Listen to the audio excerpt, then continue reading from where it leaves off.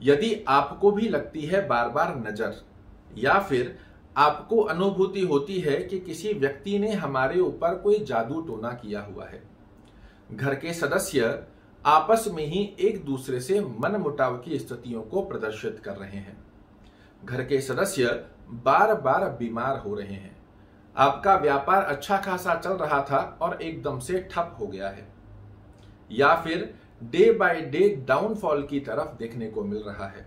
घर से जब आप बाहर होते हैं तब आपके में बड़ी प्रसन्नता का योग होता है, किंतु जैसे ही घर में प्रवेश करते हैं वैसे ही नकारात्मक दृष्टिकोण, एक स्ट्रेस की अनुभूति आप करने लगते हैं। तो समझ लीजिए आपके घर में नकारात्मक दृष्टिकोण पूर्ण रूप से कर चुका है प्रवेश।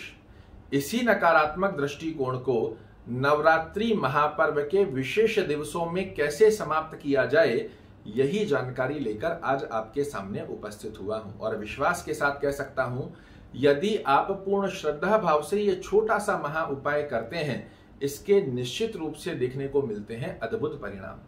कब करना है?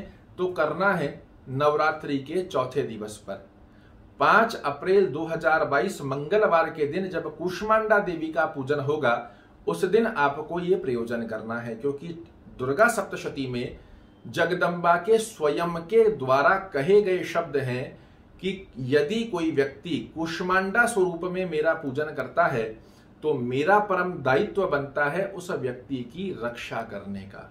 और यही रक्षा की कामना करते हुए आप ये छोटा सा उपाय कूष्मांडा देवी का ध्यान करते हुए 5 अप्रैल मंगलवार के दिन कीजिए। आपके घर में नकारात्मक दृष्टिकोण बाहर निकलता है और सकारात्मक दृष्टिकोण की अनुभूति घर के सभी सदस्य अवश्य रूप से करते हुए पाए जाएंगे। 5 अप्रैल मंगलवार को नवरात्रि के चौथे दिवस पर स्नान इत्यादि से निवृत्त होकर आपको एक छोटा सा प्रयोजन करना है। आपके घर में हल्दी सभी के घर में मिलती है, जिसे आप सब्जी में भी डालते हैं। एक कटोरी में थोड़ी सी हल्दी लीजिए, उसमें 1-2 बूंद घी की मिला दीजिए। थोड़ा सा ऐसा मिला दें ताकि वो लिक्विड हो जाए। और अपने घर के मुख्य द्वार पर एक कूर्म बनाना है आपको।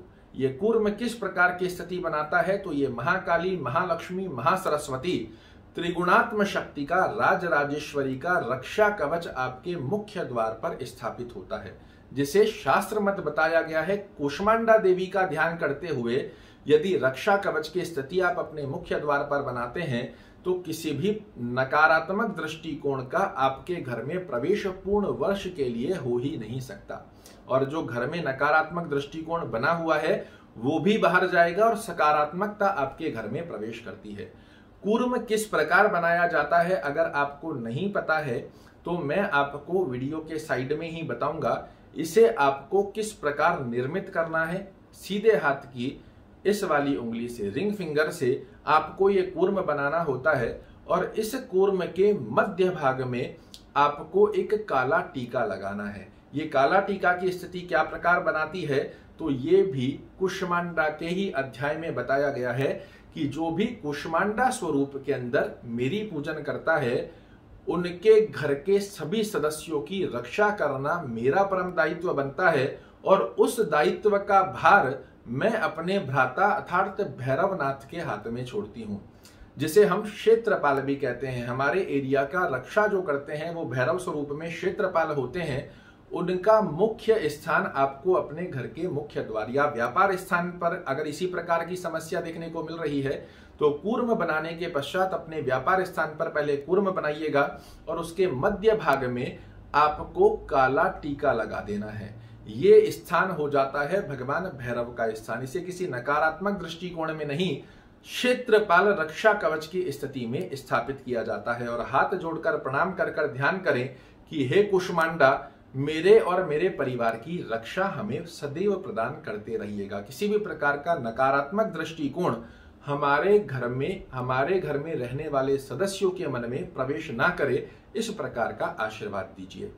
और चौथे नवरात्रे से लेकर 9वें नवरात्रे तक अर्थात 9वीं तक आपको एक प्रयोजन करना है कि जब आप कूष्मांडा के दिन अर्थात 5 अप्रैल मंगलवार के दिन ये कूर्म बना देंगे, सायंकालीन समय में चौथे नवरात्रे से नवे नवरात्रे तक रोजाना जब शाम के समय के अंदर एक घी का दीपक बनाकर इसको दिखाकर जो कूर्म बनाया है इसे दिखाकर दर्शन कर कर आरती स्वरूप का ध्यान कर कर और अपने मुख्य द्वार के ऊपर ही आपको इसे रख देना है, साइड में, बीच में नहीं रखना है, साइड में रख दें और रोजाना चौथे नवरात्रे से नवम नवरात्रे तक यही कुष्मांडा का ध्यान करते हुए कि सकारात्मक दृष्टिकोण हमारे जीवन में बना रहे। मित्रों, यहां मैं आपको एक बात बताना चाहूंगा, पैसा तो बहुत से लोग कमाते हैं किंतु जिस घर में सकारात्मक दृष्टिकोण नहीं है उस घर में कुछ भी नहीं है, आप इस प्रकार को मान सकते हैं। और कई लोग इसमें से अनुभूति भी कर रहे होंगे कि पैसा तो हमारे पास बहुत है किंतु घर में शांति का माहौल नहीं है। और ये नवम दिवस में जो विशेष दिवस मां जगदम्बा के बताए गए हैं इनमें से ही एक ऐसा सटीक उपाय है जिसके चमत्कारी परिणाम आपको देखने को मिलते हैं, जो कि मेरा खुद का आजमाया हुआ और लाखों लोगों को बताया हुआ और उसके फीडबैक जो आए हैं कि सच में ही घर में बहुत सकारात्मक दृष्टिकोण हमारे लिए बन रहा है। इस प्रकार की स्थिति यदि आप पूर्ण विश्वास के साथ करते हैं निश्चित रूप से आपको चमत्कारी परिणाम देखने को भी मिलते हैं। और जब भी अपने घर से बाहर निकलें तो नित्य इस कूर्म को दर्शन कर कर आशीर्वाद की कामना का ध्यान करें, रक्षा कवच का ध्यान करें, सकारात्मक दृष्टिकोण का ध्यान करें। आपके घर में सकारात्मक दृष्टिकोण अवश्य बनेगा और जिस घर में सकारात्मक दृष्टिकोण होता है उस घर में लक्ष्मी का वास अपने आप स्वतः से बन जाता है। आशा करता हूं मेरे द्वारा दी गई ये जानकारी आपको अवश्य रूप से पसंद आएगी। कल फिर से एक नई जानकारी लेकर आपके सामने उपस्थित होऊंगा, तब तक के लिए जय माता दी।